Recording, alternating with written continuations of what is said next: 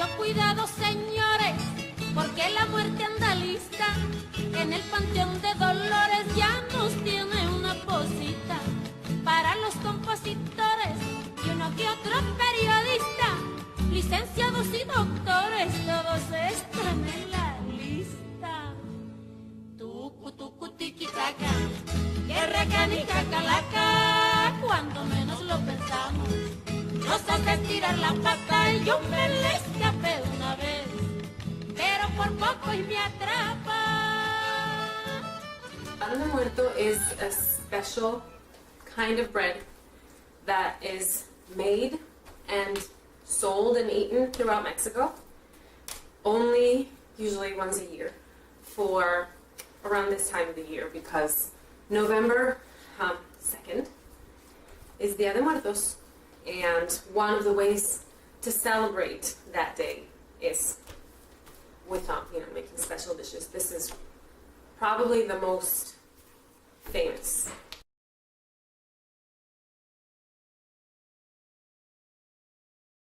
Our family celebrates by, we try to make Pan de Muerto every year, and we also have an altar, or it's also called an ofrenda, and we set it up. It has several elements. We try to follow as closely as we can, but there are things that we cannot find here, and it's just a way to honor our family members who are passed. Well, like a traditional one has several, it's very specific, the things that you should have, and it's usually a combination of religious elements and also all of the, just like the beliefs of the people. So usually there's a cross or another kind of symbolism that refers to religion. There are pictures of the loved ones who are passed. There is obviously Pan de Muerto. There is Flor de Cempasúchil, which is a kind of flower. There's also sugar skulls, like these ones that we have right here.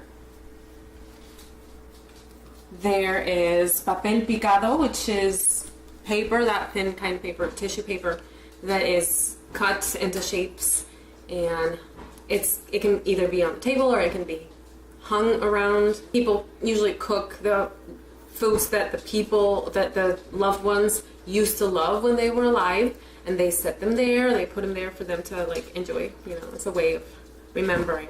All of these celebrations that have something to do with either the dead or with the spiritual world, the veil between the physical world and the spiritual world thins around this time of the year in many different kinds of, or many different civilizations throughout history. This is where throughout history people celebrated either the dead coming back or that period during the year where there could be some sort of communication between the living and the dead. So it's not only the Day of the Dead in Mexico, but it's also even Halloween here in the States, and there are many other celebrations, even like the Wiccans have their own, and it always refers to this connection between the spiritual world and the physical world.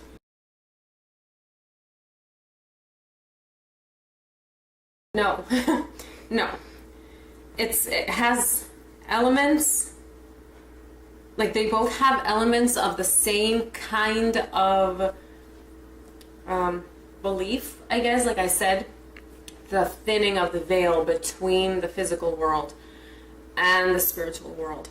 That's where both come from, but they are very different celebrations. The Day of the Dead in Mexico is actually, it's done out of a lot of respect for not only the people who are dead, but also for death itself. Respect in a very playful, joyful way, because we laugh about it, we party about it, we celebrate the fact that there's life and there's death, and we don't run away from it, we don't try to hide from it. It's a fact of life, and they're very, very different things.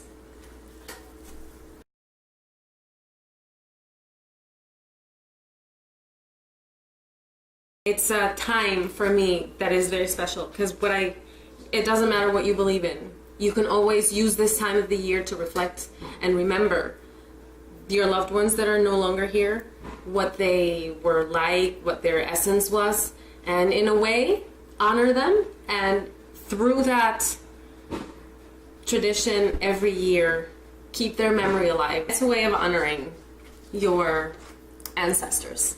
And I think it's just a neat thing.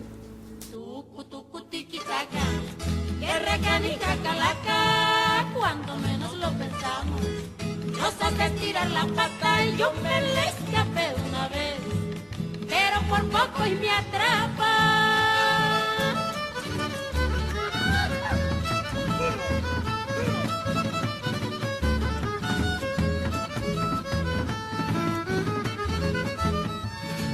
La muerte no enseña el cobre, tampoco hace distinciones. Lo mismo se lleva al pobre que al rico con sus millones. Uno va en estuche de